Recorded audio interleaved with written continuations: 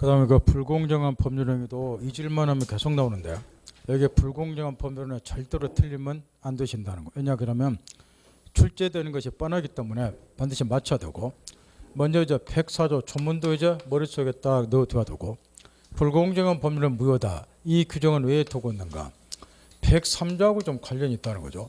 103조가 일반 조항으로 됐다 보니까 103조를 보면 도대체 어떤 것이 선량한 봉석에 반하는 법률이냐 구체적으로 규정이 안 됐기 때문에 일반 국민들이 103조를 보고 궁금해한다면 어떤 것이 반사실생입니까? 이렇게 해서 이제 예를 하나 들어놓은 것이 104조 예컨대 불공정한 법률 같은 것이 선량한 봉석에 반하는 법률이다. 이런 취지로 따라서 104조는 103조 예시 규정이기 때문에 불공정한 법률가 성립되려면 그 밑에 쓰여있는 주관적 객관 요건을 갖춰야 돼요. 근데 이 요건을 못 갖추면 104조에서 무효는 안 되겠지만 103조에서 반사질서로서 무효는 될 수 있으니까 이 관계를 이해를 잘해야 되고 거기 책에 보면 의인에서 가로친 2번 요 세 줄이 아주 중요하다 그 이야기야. 그런 다음에 이제 요건은 객관적으로 급부하고 반대급부 사이에 현전 불균형이 있을까?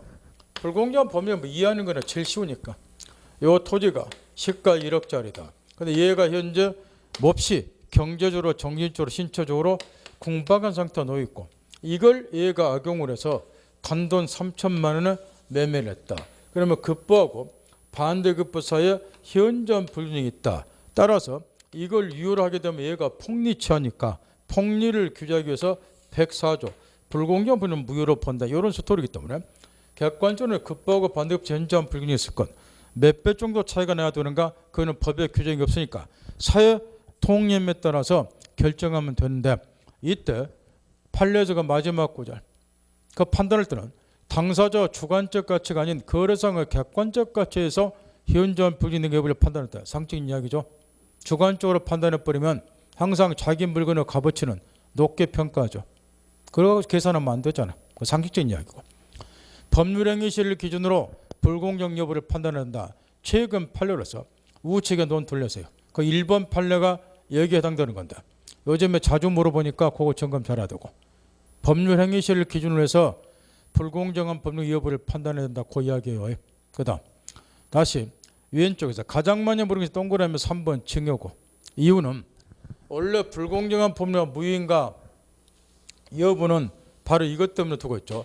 매매와 같은 유상계약이 있어서 유상계약은 양 당사자 모두가 대가적 의미 있는 재산을 출하는 것이 유상계약이라고 말해요. 따라서 얘가 지금 토지가 1억짜리 소유권 넘겨주면 얘도 1억 원을 지불해야지 요 대가적 의미 있는 재산 출원이 되는 거죠. 이렇게. 근데 이렇게 현저한 불균형이 있어버리면 이런 대가적 의미가 없기 때문에 일방이 폭리를 취한다는 거죠. 요걸 규제하기 위해서 104조를 두고 있기 때문에 증여와 같은 무상계약의 경우 증여는 증여자 일방만 재산 출원하고 수증자는 반대급부에서 재산 출원을 안 하죠. 따라서 이거는 처음부터 급부하고 반대급부 사이 현저한 불균형이 있냐 여부를 따질 수가 없는 거죠. 따라서 증여 같은 무상계약의 경우는 처음부터 공정성 여부를 논할 수 있는 성질의 계약이 아니기 때문에 104조가 적용될 수 없다. 바꿔 말하면 이것도 이래도 안 물어보고 말을 바꾸니까 좀 안 틀려도 이 증여 요건 한 10번 나왔는데 이거 틀린 사람 있어요. 왜 틀렸는 거 해봤더니 말을 바꾸면 또 틀리더란 거예요. 증여는 104조가 정도 여지가 없다 그랬죠. 그 말이 무슨 말이에요? 증여 같은 무상계약은 불공정한 법률상 무효가 될 수는 없다. 그런 의미겠죠. 말 바꿀 때 좀 틀리지 마시라고. 그 다음 두 번째로 좀 묻는 것이 경매의 경우인데 경매 그 증여 다음에 경매는 빠져 있는데 경매도 이 점을 계속 묻고 있는데 경매의 경우도 원래 감정평가에 계속 유찰이 되다 보면 한 33.3% 금액으로 낙찰될 수도 있어요.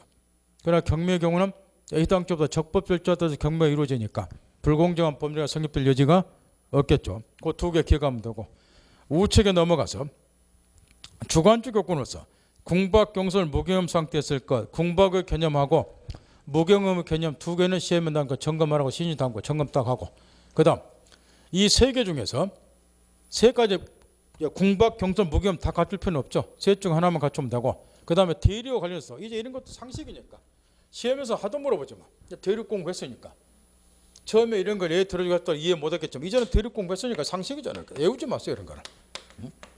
이게 본인 땅 팔아달라 대립권 주었다. 얘가 갑변을 해서 매매했다. 요 대령이가 불공정한 무슨 무효가 되려면은 본인하고 대리인 중에서 누가 공박경솔 무기험 상태에 있어다. 요걸 묻는 건데 진짜 외우지 마세요 이거. 공박 여부는 본인 표준으로 판단할 거 상식이 얘기해. 왜냐? 본인이 뭐 없이 경제적으로 정적으로 공박한 상태 놓여 있으니까 나 그보다 빨리 팔아다 대리권 주었을 거니까. 계약 체결 누가 해요? 대리인이. 그러면 대리인이 대리행위를 하면서 경솔하게 이렇게 또는 무경험 세상 물정 모르고 계약 체결했다. 따라서 경솔 무경험은 대리행위란 대리인 표준으로 판단하면 되겠죠. 이렇게. 상식적인 이야기죠. 이렇게. 그러면 이제 이게 무효가 되는 거고. 따라서 외우지 마세요. 웬만하면. 그 다음 동그라미 2번에 얘가 저 피해자가 공박경솔 무기험 상태에 따라서 언제나 불공정한 범죄가 되는 게 아니고 상대방 폭리자가 그걸 악용하는 의사를 가지고 있을 것. 동그라미 2번 입증 책임은 객관적인 요건이든 주관적 요건이든 자 갑이 피해자 1억짜리 3천만 원 매매했다. 얘가 폭리자. 그러면 객관적인 요건이든 주관적인 요건이든 무효를 주장하는 자가 싹을 입증해야 돼요. 따라서 여기서는 피해자 갑 쪽에서 무효를 주장할 거니까 현저한 불규정이 있네요. 계약 절차에 나는 공박경솔 무기험 상태에 있었네요. 요걸 얘가 악용 의사를 가지고 했어요. 싹을 입증을 해야 되고 특히 급부하고 반대급부 사이에 현저한 불균이 있다고 해서 피해자의 공박경솔 무기험이 추정되는 것도 아니라는 거예요. 어차피 주관적 요건도 얘가 입증을 해야 되고 정리 따박따박하고 그 다음 효과 면에서 불공정한 법률행위가 무효인 것도 흔히 말하는 절대 무효죠. 근데 이야기 나와서 상대적 무효에 해당되는 것은 허위 표시가 무효인 경우하고 비준위 표시가 위해처럼 무효인 경우 이 경우는 상대적 무효죠. 무효를 가지고 선의 참여 태양 못하니까 그 이외에는 전부 무슨 무효고요? 절대적 무효죠. 따라서 불공정한 법률도 절대적 무효이기 때문에 요 우리 제3조 병에 다시 양도했을 때 얘가 선이다 그러더라도 갑은 무효를 가지고 선의 제3조 대응하니까 얘는 선여도 소유구치도 못하겠죠. 사례 기초. 그 다음 문제는 이제 거기에 동그라미 1번에 뒷구절 보면 추인이 나와있죠. 무효인 법률행위를 유효를 하겠다는 의사표기가 추인이죠. 근데 불공정한 법률행위가 무효인 경우는 원래 무효인 법률행위를 추인하려면 시험에서 제일 많이 보는 핵심 요건이 뭐이든가요? 무효 원인이 뭐한 후에 소멸한 후에 추인할 것. 요게 핵심 요건인데 대부분의 무효사에 해당되는 법률행위는 무효 원인이 소멸될 수가 없죠. 따라서 지금 앞에서 배운 무효사유 반사질서도 무효다. 강행법 기본서 무효다. 의사불능자 법은 무효다. 이런 경우는 추인이 원천적으로 불가능해요. 그러면 불공정한 법률 무효인 경우는 추인이 가능하냐? 이것도 마찬가지라는 거예요. 무효원인이 소멸될 수가 없으니까 추인에 의해서 유효가 될 수 없는데 내가 이거 가르칠 때 이해하면서 공부하면 참 좋은데 아무리 가르쳐도 이해를 안 하려고 그러니까 이거는 차라리 시험을 엄청 물어보고 거꾸로 외압 푸는 게 편하다고 한번 가르쳐준 적이 있는데 무효사유 중에 거꾸로 뭐 추인이 가는 것이 뭐가 있는가 하도 물어보니까 두 가지 예를 들어줬죠. 허위 표시가 무효인 경우하고 비준위 표시가 무효인 경우 이 두 가지는 무효원이 소멸되니까 추인이 가능하고 나머지는 안 된다. 그렇게 기억하는 것이 차라리 문제 풀기 편하다고. 그런 공부하면 안 되는데 이 말까지 해가면서 첫 번째 과정에서 가르쳐 들었어. 왜 이게 중요하냐? 가로치진 4번 때문에 무효행위 전환 때문에 이거는 집중 요즘 시험에 나온다는데 가르쳐 줬는데 불공정한 법률과 무효인 경우에 첫째 추인은 안 되죠. 그러나 무엇은 허용이 된다? 전환은. 가로친 4번. 그 두 개를 비교해서 요즘에 가장 많이 출제를 하기 때문에 비교 정립 반드시 할 것. 특히 가로친 4번에 쓰였는 것은 2010년도 판례인데 재건축 사업을 계속하기 위해서 재건축 사업 조합이 토지를 매입한 그 사건인데 이 판례는 워낙에 중요하다고 이야기를 했고 특히 무효행위 추인은 시험에서 워낙에 출제를 하는데 무효행위 전환은 그동안 시험에서 거의 출제를 안 했다고 내가 가르쳐 주었어요. 그 이유도 가르쳐 들었어. 왜 출제를 안 하느냐. 무효행위 전환하거나 판례를 보면 혼인 입양 같은 주로 가족법상의 법률에 관한 판례다 보니까 이런 거는 중개사 시험에 내기가 마땅치 않으니까 그러다가 2010년도에 그 가로친 4번 판례가 나온 뒤로 무효행위 전환이 지겹도록 반복 출제되고 있다는 거. 내용은 이런 것이고 지금 갑 재건축 조합이 있다. 재건축을 하기 위해서 이 정도 토지가 필요하다. 그래야 사업계획 승인을 받는다. 근데 토지를 다 매입을 했는데 요게 조금 일부인데 요거는 을 소유더라. 근데 재건축 사업을 사업계획을 승인받으려면 요 토지가 반드시 필요하다. 해서 이제 소유자 을하고 이 토지를 매입하는 매매를 했다. 그러면 첫째, 재건축 사업조합은 여러분 같은 자연인이 아니지만 이런 경우도 104조가 적용될 수 있고 특히 이 재건축 조합은 이 토지가 반드시 있어야지 사업계획 승인을 받기 때문에 현재 공박한 상태에 놓여 있고 주관적 경우 갖췄다고 말. 그걸 얘가 악용을 해서 예를 들어서 1,000만 원짜리 토지를 5천만 원 매매했다 이런 이야기. 그러면 불공정법 요건은 갖췄죠.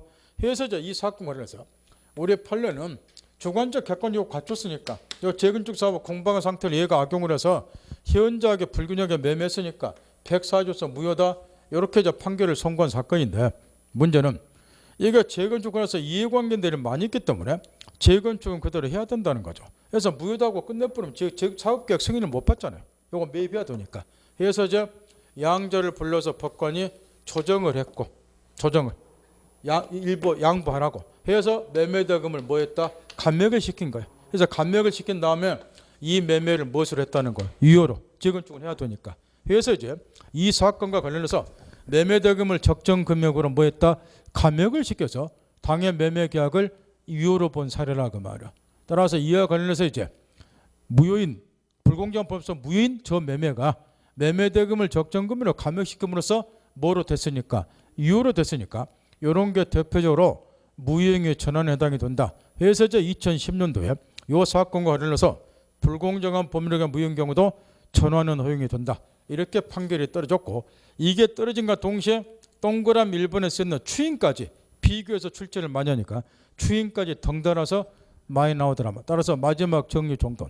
불공정한 법률의 무효인 경우에 무효인이 소멸될 수가 없으니까 추인은 안 된다. 추인에서 유효가 될 수는 없다는 거예요. 이거를 그대로 불공정한 상태에서 유효로 볼 수는 없잖아요. 안 그래요? 그 대신 매매대금을 적정 금액으로 감액을 시켜서 유효로 볼 수는 있다. 그게 가로친 4번 무효행위 전환 판례. 그러니까 비교해서 하도 모를까 정리 꼭 해야 되고 더불어서 이 사건 관해서 또 나온 판례가 가로친 3번이에요. 가로친 3번. 불재수 합의도 유효로 보는가 이 이야기인데 이거 계약 체결하면서 계약서에다 특약 맺었다는 거죠. 일개 불공정하더라도 피해자 당신은 절대 법원에 구제 밖에서 소송 제기하지 말거라. 불재수 합의 이런 것도 무효다. 상식으로 무효잖아요. 이 3번 판례도 그 4번 판례가 나오면서 같이 나온 판례고 물론 시험은 3번 판례도 다 출제가 됐고 불공정한 법률은 틀리면 안 되는 거예요. 뻔하기 때문에. 그다음 법률행위에서 다시 원점으로 돌아가서 지금 우리가 목적과 관련된 효력요건 4가지를 중요한 거 위주로 점검을 해봤다는 거예요. 목적이 확정돼야 되고 다시 하게요. 첫 번째 과정하고 여러분 공부 태도가 바뀌어야 돼요. 첫 번째 과정에서는 뒤에 걸 몰랐기 때문에 여러분이 아무리 앞에 걸 이해하려고 해도 그 이해가 잘 안 되는 거예요. 그죠? 하다못해 이중매매 하나라도. 근데 지금은 뒤에 걸 어는 걸 배웠기 때문에 여러분 이해의 폭을 넓혀야 된다. 깊이 있게 공부를 해야 되고 제대로 공부하셔야 된다고 이제는. 근데 뒤에 거 공방을 깨끗이 잊어먹어 버리면 다시 앞에서 공방이 또 도로함이 타불이 돼버려. 뒤에 공부한 거 복습을 꼭 하셔야 돼요. 뒤에 거를 앞에다 결부시켜서 깊이 있는 이제 공부를 하셔야 된다고 말이야. 그래야 점수를 올릴 수 있으니까. 옛날 거 별표 친 것만 갖고 계속 외우고 앉았으면 강의 의미가 없어요. 그걸 더 폭넓게 공부를 하셔야 된다고 이제 뒤에 것까지 결부시켜서. 여기 법률행위에서 여기 이제 왜 나오느냐. 지금 이제 목적으로는 효력요건 4가지를 검토했어요. 확정돼야 되고 쭉쭉쭉쭉 이렇게. 그런 다음에 이 효력요건 4가지 거를 다 마스터한 다음에 관련 문제로서 튀어나온 것이 법률행 해석 문제라고 말이야. 그러면 목적어는 효력 요건이 끝난 다음에 왜 이게 관련 문제에서 법률 해석이 나오느냐? 이게 목적을 확정하고 관련이 있다고 가르쳐줬죠. 무슨 이야기냐? 여기 이제 법률행위 해석이라고 하는 것은 법률행위 목적, 바꿔 말하면 내용이 불분명한 경우에 그 의미나 내용을 확정하는 작업을 법률행 해석거래요. 그러면 여기 첫 번째 거 시험에는 이제 별로 안 나오지만 간혹가다 한번 나오지만 목적이 확정이 안 되면 아까 무효라고 이야기를 해줬을게. 그런데 이제 법률 해석을 여기에 결부를 시켜보면 확정이 안 됐다 그래서 바로 무효가 되는 것은 아니라는 거예요. 확정이 안 됐으면 확정하는 작업이 필요하다는 거. 그게 법률 해석이야. 따라서 해석을 통해서도 목적을 확정할 수 없으면 비로소 뭐로 돌아간다? 무효로 돌아가는 거야. 따라서 법률 해석은 뭐하고 관련이 있어요? 목적을 확정하고. 이거 꼭 확인하는 채권 드리라고 그랬죠. 책에 잡아요. 집에 가서 처음부터 오늘 계약금 배운 부분까지 연습표에 한번 써보세요. 제목을. 쭉 총칙부터 뭐 배웠는 흐름을 이렇게 줄거리 잡고 제가 이렇게 하듯이 그 연습을 꼭 해보세요. 그러면 그림이 딱 그려져요. 총칙에서 이렇게 배웠고 물권법 들어가서는 이렇게 틀 잡아서 배웠고 계약법에서는 요거 배웠고 그 제목을 쓰는 훈련을 하셔야 돼요. 실력이 일초월정 이렇게.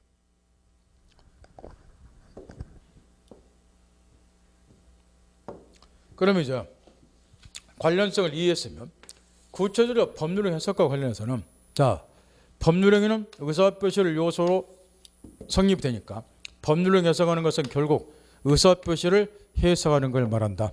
따라서 의사표시가 명확한 경우는 해석의 여지가 없다. 법률행 의미라는 내용이 불명확한 경우에 해석의 필요성이 생기니까 따라서 의사표시가 불명확한 경우 안에서 해석의 필요성이 생긴다. 그러면 어떤 경우가 의사표시가 불명확한 경우냐? 이걸 가르쳐 줬어요. 우리가 노래를 부르는 의사표시라고 하는 것도 내심에 들어있는 실제 의사하고 그 의사의 외부적 표현을 볼 수 있는 표시행위가 결합이 되어서 하나의 의사표시가 돼요. 대부분은 요게 이코르가 되죠. 이런 예를 들어줬단 말이에요. 시험도 사례로 많이 나오니까. 갑이 자기 TV를 65만 원 벌겠다고 내심으로 의사를 가졌다. 눈에 안 보이고. 그럼 표시는 대부분 얼마로 하느냐? 65로 이렇게. 의사 표시 일체요. 그러면 요거는 눈에 안 보이고 요걸 보고 65에 사겠다고 성납, 계약이 성립. 그러면 매매대금 얼마로 확정이 되고 65로. 그럼 매매대금 얼마냐? 이 해석이 여지가 없죠. 그런데 사람이기 때문에 요게 이코르가 안 되는 경우도 간혹 있다는 거죠. 내심으로는 65에 팔겠다고 의사를 가졌는데 깜박해서 계약서에 56으로 잘못 표시했다. 일치하지 않는다. 그러면 실제 의사하고 표시가 일치하지 않다 보니까 결론. 얘는 이제 눈에 보는 이걸 보고서 56에 사겠다고 성명을 했고 계약이 성립됐어요. 그럼 이 계약의 내용 중에서 가장 중요한 것은 매매대금이 얼마냐. 물론 목적물이 뭐냐 이런 게 중요하겠지만 이 경우는 계약의 내용으로서 가장 중요한 매매대금이 지금 불분명하죠. 이자 실제여사는 65, 표시는 56. 이렇게 해야 되냐, 이렇게 해야 되냐. 이게 불분명하기 때문에 해석을 통해서 확정을 짓자. 이런 게 법률행 해석. 법률행위 의미나 내용이 불분명한 경우에 여기서 내용 중에서 매매대금이 얼마냐 불분명. 의미나 내용 불분명한 거야. 그 의미나 내용을 확정하는 작업. 이렇게 하자, 이렇게 하자. 이런 거를 법률행 해석. 그럼 해석이 왜 중요하냐? 어떻게 이제 해석을 통해서 확정되냐에 따라서 효과가 달라지니까. 해석을 통해서 65로 확정이 되면 매매대금 65만 원 대금지 의무가 생겨 효과 이렇게 생기고 56으로 확정이 되면 매매대금 56만 원 지불할 의무가 생기고 그래서 해석이 중요하다는 거. 줄거리 딱 잡고 거기 판례 정리 딱 하고 그 해석의 대상 우측 가로치 3번 판례 2개 정리 따박따박 하고 해석을 할 때 여기 책판 보세요. 내심적 효과서 표상 효과서는 안 잊어먹었죠? 내심적 효과서 표상 효과서 모르면 문제 못 푸신다고. 내심적 효과서는 표의자의 실제 의사. 여기서는 65에 팔겠다. 이게 내심적 효과서 실제 의사니까. 그다음 표시상 효과서는 표시 행위로부터 추단되는 효과서. 우리는 평범한 사람이기 때문에 눈에 보이는 이 표시 행위를 놓고서 얘는 계약서 56으로 표시한 거 보니까 56으로 팔겠다 의혹하는갑다. 표시행위로부터 추단된 효과사 56에 팔겠다고 요구해서 이게 표시상 효과사, 내심적 효과사 이렇게. 그러면 법률을 해석할 때는 뭘 대상으로 해석해야 됩니까? 요 내심적 효과사는 이자와 글자가 내심에 들어있기 때문에 눈에 안 보이죠 이렇게. 따라 눈에 보이는 표시행위를 대상으로서 해석을 해야 되고, 따라서 그 색칠한 부분을 판례, 이게 또 그렇게 중요하다고 신신당부를 했고, 그 색칠한 판례 있잖아. 당사자 진정한 의사를 알 수 없다면 의사표시 요소가 되는 것은 표시행위로부터 추단된 효과사, 표시상 효과사이고, 실제 의사는 알 수가 없기 때문에 표시상 효과사이고, 따라서 표의자가 가지고 있던 내심적 효과사가 아니므로 마지막 구절, 당사자의 내심 의사보다는 예부로 표시된 행위에서 추단된 의사를 가지고 해석하면 상당하다. 외우지는 마시고, 이때 또 한 가지 위로 올라가서 동그라미 1번. 그러면 이 표시행위를 대상으로 해서 역으로 이제 추단을 해야 된다는 건데, 해석을 할 때는 근데 문제가 또 있다는 거. 그러면 이 표시행위를 대상으로 해서 이제 추단된 효과사를 가지고 해석을 하면 된다 그 이야기인데, 그러면 이 표시행위에다가 이 표의자가 주관적으로 부여놓은 의미를 우리가 탐구를 해야 되는 거야. 이것도 환희님하고 지백해 몰라요. 주관적인 의미는 우리가 알 수가 없잖아요. 따라서 동그라미 1번. 표시행위에 부여한 주관적 말고 객관적 의미를 합리적으로 해석하시오. 외우지 마세요. 이런 거는 공짜니까. 우리가 인간적으로 주관적, 객관적인 말은 알아들을 정도는 되죠. 그 다음 해석의 방법. 이게 또 시험에 쏟아 나오고, 이제 구체적으로 해석 방법을 이제 몇 가지 살펴보는데, 바로 칠판의 사례에서 65, 56 이런 경우에 어떤 해석 방법을 적용시키냐에 따라서 몇몇액이 이렇게 될 수도 있고 이렇게 될 수도 있는 거예요. 따라서 이건 전제 조건을 딱 염두에 두고 이제 문제를 풀어야 된다고 가르쳐 줬는데, 칠판의 사례를 그대로 놔두고 65, 56 이렇게 1. 지극히 이제 드문 케이스지만 시험도 이렇게 전제 조건을 주어놓는 거예요. 상대방이 표의자의 내심적 효과사, 실제 의사요, 내심적 효과사를 알고 있는 경우, 이렇게 이제 시험을 딱 준다고 말로 상대방이 표의자의 알고 있는 경우, 그러면 매매대금은 지극히 당연하게 계약서는 50유로 됐다 하더라도 얘가 이자 실제사를 얘가 알고 있으니까 매매대금 얼마로 확정이 된다? 65로. 이렇게 해석하는 것을 자연적 해석. 따라서 자연적 해석이라고 하는 것은 제1단계 해석 방법인데, 표의자의 실제 의사를 탐구해서 해석하는 방법을 자연적 해석. 여기 실제 의사는 매매대금 65잖아요. 이렇게. 이게 자연적 해석이라고 할게. 이때 이제 시험에서 아예 쏟아져 나오는 것이, 이런 자연적 해석의 경우에 자 칠판의 사례를 보세요. 한눈에 보면 이게 차고 사례한 걸 금방 알 수 있죠. 이런 게 표시상의 차고잖아요. 근데 항상 요 주의할 거. 요즘에는 차고하고 해석과 관계를 집중해서 출제를 하기 때문에 요게 예간서로 볼 때는 차고처럼 보이죠. 표시상의 차고. 그 따라서 차고를 취소할 수 있다 이래 부르면 큰일 난단 말이야. 이런 전제 조건이 주어졌을 때는 이 경우는 차고 문제가 안 생기는 거죠. 그죠? 자연적 해석의 결과 표의자 실제 의사들은 매매대금이 정해졌으니까 이런 거 틀리면 진짜 학교하기 힘들어요. 이런 거 틀리면 학교하기 힘드시려고. 공짜니까. 65로 확정이 됐으니까 차고 문제는 생길 수 없잖아요. 아, 지가 원하는데 65에 팔아요. 매매대 65요. 얘가 취소하면 또라이다. 그 이야기라니까요. 그래서 이걸 시험에 요즘에 제일 집중 출제한다고 자연적과 차고와 관계를. 저번에 과정에서 이걸 엄청 주의를 시켜줬어요. 이걸 제일 많이 요즘 물어본다고. 두 번째. 그러나 이제 이런 경우는 상당히 드문 케이스고, 대부분은 그 반대라고 그랬죠. 상대방의 표의자 내임적 효과사를 모르고 있는 경우, 이런 경우는 어쩔 수 없이 눈에 보이는 대로 매매대금이 얼마로 될 수밖에 없다? 56. 이렇게 해석하는 것을 규범적 해석이라고 한다. 따라서 규범적 해석은 의사와 표시가 일치하지 않는 경우에 표시된 대로 법률행위 성립을 인정해서 방법. 매매대금 얼마나 돼요? 56. 이런 게 규범적 해석. 그러면 이 경우는 이제 매매대금이 얼마로 확정이 됐냐? 56으로. 근데 얘는 얼마에 팔렸겠다고 지금 바꾼 거야? 65. 열받죠? 그러면 56에 팔기 싫으면 뭐 하면 되죠? 이럴 때 써먹으라고 109조를 두고 있는 거야. 착오를 취소하라고 말이야. 따라서 규범적 해석의 경우에는 착오 문제가 필요 발생이 되는 거예요. 따라 이때 56에 팔기 싫으면 착오로 뭐 하면 된다? 취소. 그러나 시험은 요 위에 거를 더 많이 물어봐요. 요 차고 문제 발생하는데 목숨 걸고 깨우치셔도 그 쓸데없는 것 많이 기억 점수 안 나와요. 이렇게 쓸데 있는 것만 기억을 하시라. 쓸데 있는 거 기억하기도 우리는 바빠 지금. 요거 요거는 이해는 되죠. 이렇게 차고 문제 이렇게.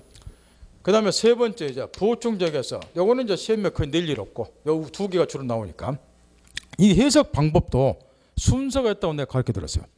만약 법률을 해석할 때는 제1단계로 표유자 시각에서 자연적 해석을 먼저 하고, 왜냐? 법률행위라고 하는 것은 당사자가 의혹안대로 효과를 발생시키는 것이 법률행위니까 표유자 실제 의사가 뭐냐? 그걸 1단계로 탐구해서 해석하는 거예요. 그래야 지가 원하는 바대로 효과를 발생시켜주니까 그게 자연적 해석이죠. 그러니까 자연적 해석은 상당히 어렵다고 말해요. 표유자 실제 의사를 알아야 되니까. 따라서 자연적 해석이 불가능하면 2차적으로 상대방의 시각에서 규범적 해석을 하는 거예요. 규범적 해석은 이 상대방의 시각에서 하는 거잖아요. 상대방 눈에 보이는 대로 이렇게. 자연적 해석은 표유자 시각에서 하는 것이죠. 이렇게.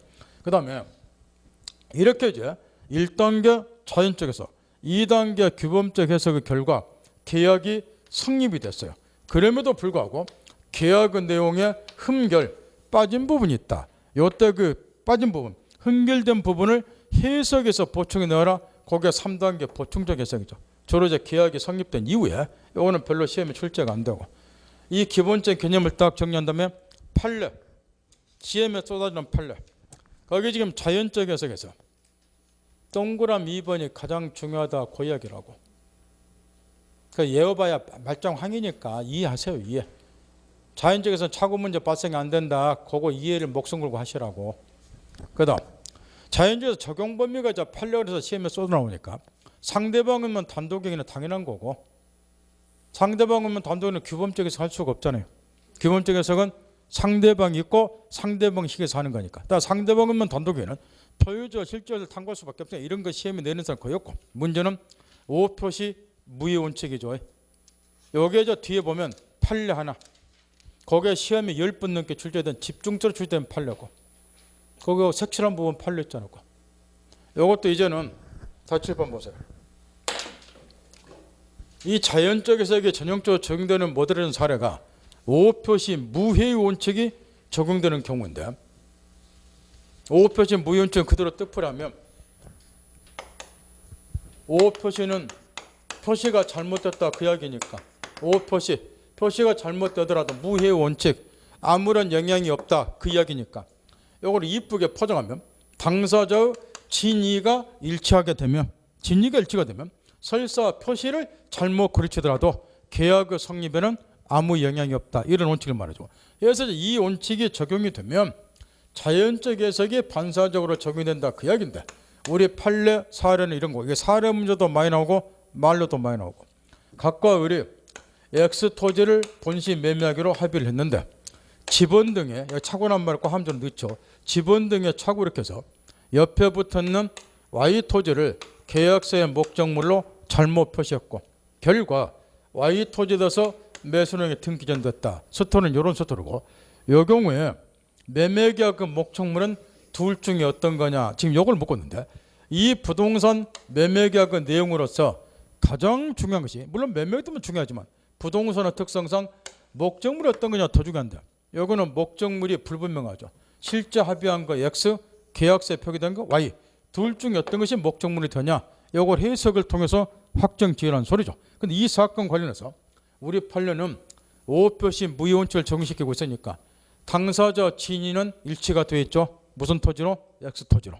이걸 매매를 합의했으니까 진위가 일치가 되면 설사 오표시 계약서의 목적물을 Y로 잘못 표시했다 하더라도 이 계약의 성립에는 아무 영향을 못 미친다. 따라서 결론, 이 사건의 경우는 목적물이 무슨 토지로 확정이 되고 X 토지로.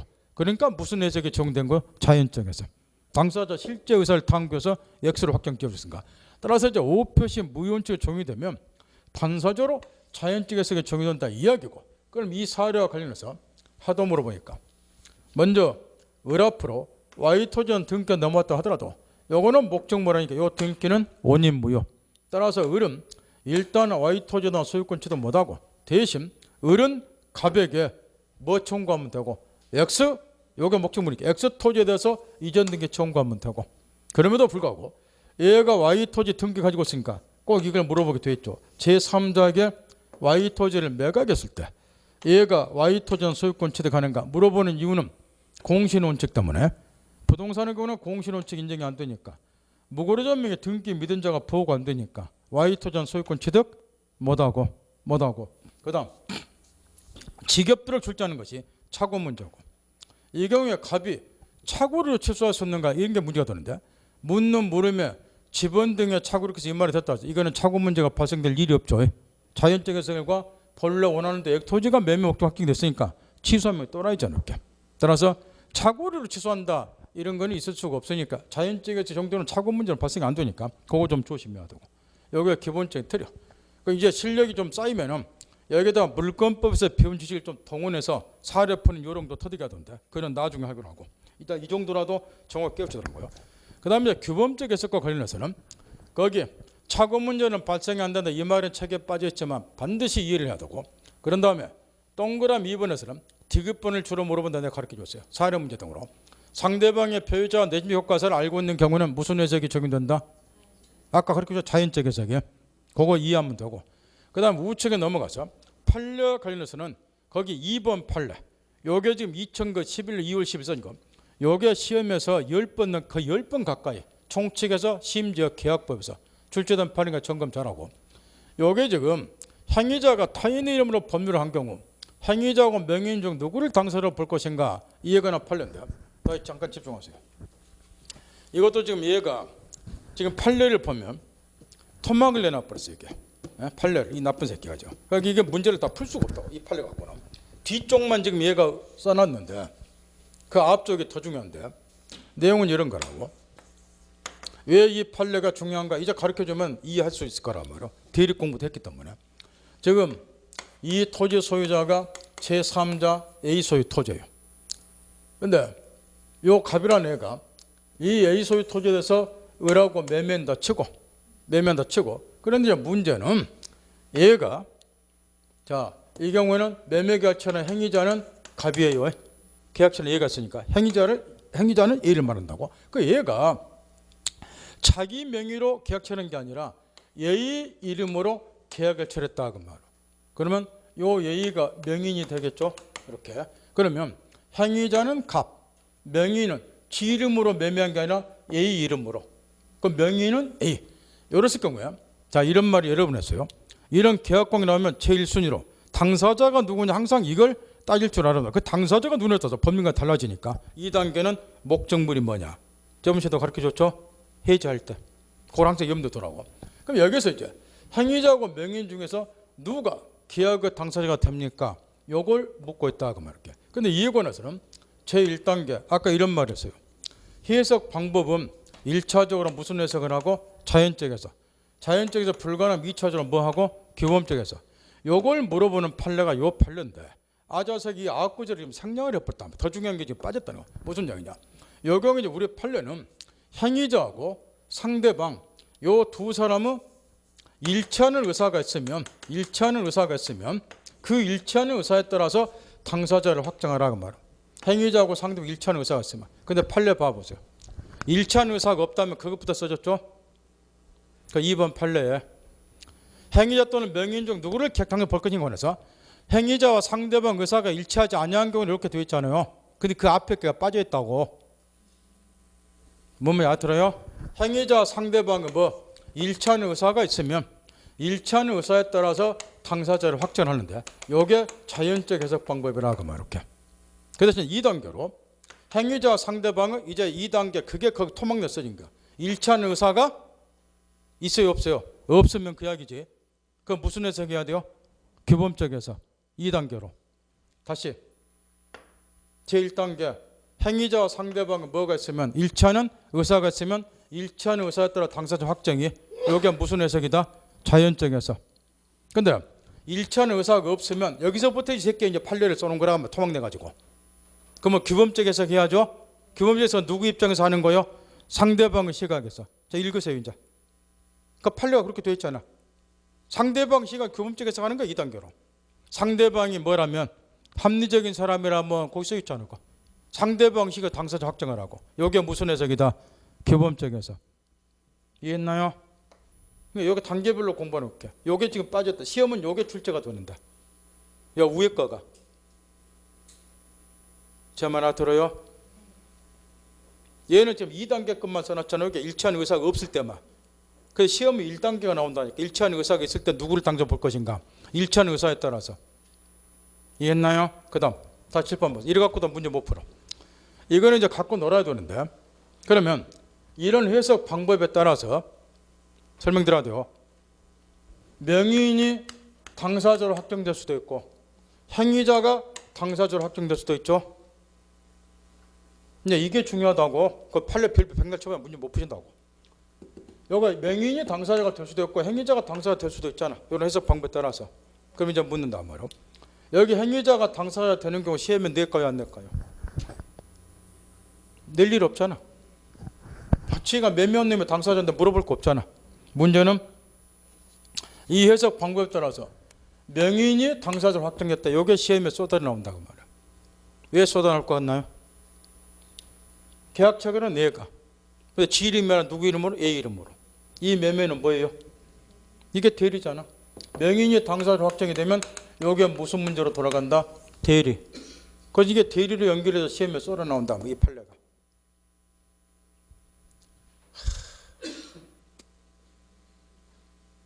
대리는 누구 이름으로 하는 거요? 얘가 본인이잖아. 계약처는 누가 해요? 누구 이름으로? 지 이름 말고. 요게 뭐예요? 대리잖아. 따라서 이런 해석 이게 중요한 거는 바로 이 대리 때문에 중요한 거란 말이야. 해석 방법에 따라서 이 명인이 당사자 확정이 되면 여기에 이제 무슨 문제로 넘어간다? 대리 문제로. 그래서 여기에서 이제 시험 문제가 대리로 연결되니까 쏟아 나온다 말이야. 그 별표 백날 쳐봐야 말짱 황이니까 요걸 잘 이해를 하라고 말이야. 그래서 이 해석 방법이 중요하다는 거야. 요 1단계부터 기억해야 돼요. 행위자하고 상대방 일치하는 의사가 있으면 일치하는 의사에 따라 당사자를 확정한다. 자연적 해석. 일치하는 의사가 없으면 2단계 무슨 해석? 규범적 해석. 누구 시각에서? 상대방의 시각에서. 이렇게. 결과 얘가 당사자로 확정이 되면 시험에 더 이상 낼 일이 없는데 명인이 당사자로 확정이 되면 이게 무슨 문제로 연결이 된다? 대리 문제로. 대리잖아 이게. 대리잖아요 이게. 대리는 이거잖아. 갑본인 을이 갑대리 누려서 매매하는 거 대리잖아요. 계약처는 대리는 하지만 명의는 본인 명의로 하잖아요. 요거를 예의로만 바꿔놨잖아요. 여러분 뭐 글자만 바꿔도 헷갈려 쳐다보나 이게. 본인, 대리인, 대리행위 얘 이름으로 대리잖아. 그러니까 이게 대리 문제 연결되기 때문에 대리에서 협명주의와 관련해서 또 이게 시험에 쏟아 나와요. 따라서 자연적 해석은 왼쪽에 34페이지 그 판례가 1분 넘게 나왔고 규범적 해석은 35페이지 2번 판례가 1분 넘게 나왔는데 주의할 거는 그 별표 쳐도 불행하게도 문제 못 풉니다. 그 이야기요. 10번 넘게 나왔지만 정리 꼭 하세요. 무엇과 관련해서? 대리하고. 근데 대리가 무조건 되는 게 아니고 이 명인이 당사될 때만 대리가 되는 거예요. 얘가 당사자면 대리 아니잖아. 지가 지 이름으로 매매했으니까. 요게 이렇게. 보충적 해석은 시험에 나온 바가 없기 때문에 굳이 신경 쓸 필요가 없고. 오늘 여기까지요. 다시 이야기해요. 복습, 그 다음에 예습 따박따박 하셔야 돼요. 다음은 대리까지 공부해 오세요. 대리까지. 복습도 하셔야 되고 예습도 꼭 하셔야 된다고 있잖아. 빨리 끝내고 그 중요한 거 다시 기억 되살리고 민사특별법 공부를 또 해야 되니까 4월 달에는. 예습 복습을 또박또박 하셔야 된다고 말이야. 그래야 여러분 수준이 올라가니까. 오늘 여기까지. 오늘 고생 많이 했네요.